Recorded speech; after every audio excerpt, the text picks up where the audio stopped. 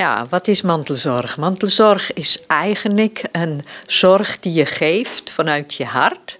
En er is geen eenduidige definitie daarvan. Want mantelzorg vloeit voort uit een situatie waar iemand zorg nodig heeft. Zorg op het gebied van dagelijkse activiteiten, boodschappen doen, begeleiding, koffie drinken.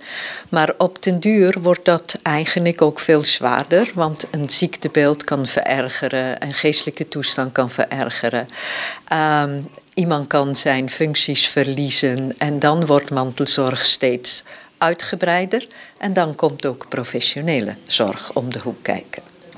Hoe lang bestaat mantelzorg al op het eiland? Op het eiland zijn we begonnen rond 2019.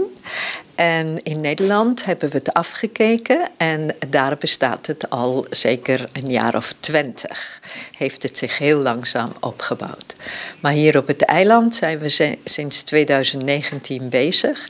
En in 2021 hebben wij een beleidsplan aangeboden aan het OLB. Hoe is de reactie tot met het mantel? Qual é a reação de Henenanko Tahanya Ayudo?